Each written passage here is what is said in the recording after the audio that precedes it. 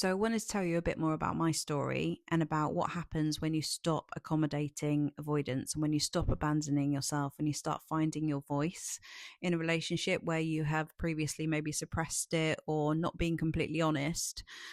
Because this is what happened to me. And there was a point where there was just no return because I'd been with this person for a while. And honestly, I had had so much anxiety in this relationship. I'd been so worried about losing this person. I've been so worried about how I came across to them. I've been so worried about upsetting them. I've been tiptoeing around them, but yet I was okay. I was okay, but I wasn't okay.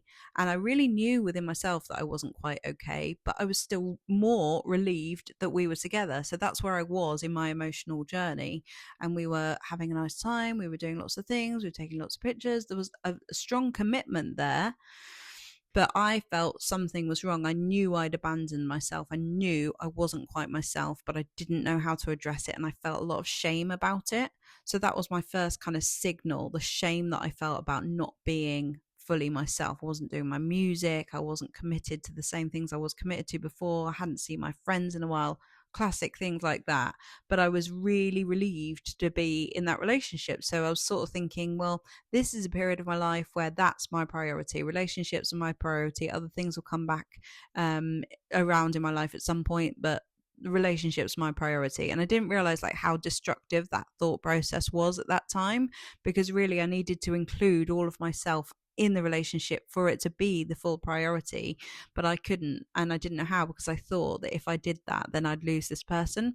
But there was a point of no return. Okay, so after about a year and a half, 2 years or something, I started to feel really unhappy and not myself, and really kind of confused about why I was feeling so unhappy, because everything on the outside was seemingly quite good.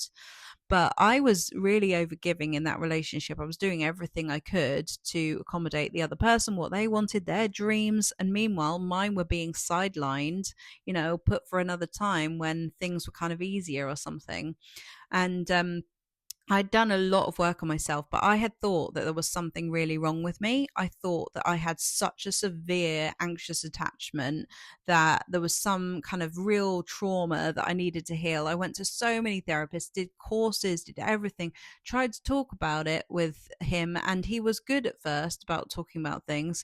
But over time, after the first 3 months, classically, that resilience that he had shown in the beginning about talking about things just wasn't there anymore. And he started to kind of shut down and roll his eyes and, oh, do we have to talk about this again? Or not now, I'm tired, or, lots of things like that. And I tried everything to try and think, right, how can I find the right moment? Like, how can I say this? Like, I need to make sure that I'm addressing this in the right way, in the calm way, at the right time. But it was never the right time, ever, to address these things that were bothering me in the relationship, like certain tones that were often used, like this kind of um, instability and um, strong dysregulation that I wanted to be able to manage, like not know what to do when that happened. Like, what do I do? What do you need? Like, let's talk about it. How can we help you? Sort of thing. I was doing everything to kind of like um, try to be the person that he needed me to be, but I was really, really struggling with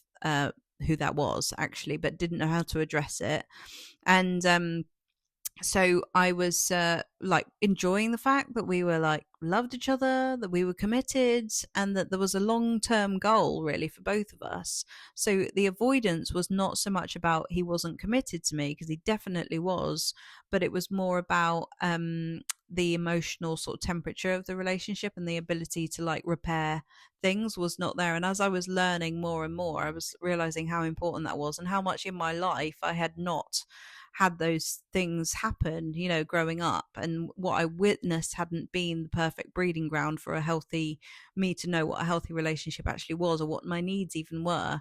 So as I started to sort of connect to what I needed, and I got help, I got coaching, I got, real support with this, I was starting to realize, oh shit, like what I'm asking for here is really just like the bare minimum, really. And I have to stand up for myself. I'm going to have to say that this is really important. I'm going to have to ask for some accountability here, because if I don't, then it's never going to improve. And when I started standing up for that and speaking up for what I needed, and how I really wanted us to be able to repair things and, grow together, that was met with such resistance. and shut down and no, I'm not doing that. That's not me. That's not me. That sort of thing. And so it created more disconnection. The relationship got worse. It got so much worse and it never got better. It just literally kept getting worse and worse and worse. And I was not ready to walk away. And that was part of my problem with this, is that I perpetually abandoned myself because I couldn't set boundaries and I couldn't actually walk away, even though I was asking for something really clear, but I didn't believe it within myself that what I was asking for was fair enough, right? So I didn't have a sort of like comparison to know that what I was asking for was normal. And so I just got held on, and I found myself sort of playing a part in this what became a really unhealthy dynamic. And the whole brushing the things under the rug happened like a lot of times, but the more that happened, the more resentful I became, and the worse I felt, and the more disconnected I felt, and the more I needed to resolve it and didn't know how to resolve it. And it was so sad because I really wanted it to work.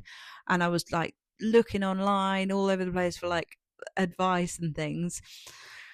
And we went to therapy, and that, kind of like sometimes felt like we were getting somewhere, and then it didn't. It would be kind of like one step forward, like 5 steps back. And eventually I just had to be like, there is no way that I can do this for the rest of my life. Like, I can't do this. And so I'm going to have to say, it's not working. And that was really hard, because even when we said that, it still was back and forth for ages. It was kind of not a clear thing, a clear decision. So when my clients say they're back and forth, they're not ready, I really get that, because that's how I was. It was just incredibly difficult. My self-esteem was like on the floor. I didn't have the confidence to be able to know that what I was saying was right and right for me. I didn't have the confidence to say that what I felt was true, and I needed his validation all the time. And that obviously wasn't going to happen because he wasn't in that place. He didn't have that capacity at the time. And me challenging him, it was not something he wanted to do at this time in his life, and he wasn't ready. So he was very, very resistant to it, and it was horrible. Basically, it was the hardest time of my life. And when we broke up, I still had no confidence that I'd done the right thing for ages and ages.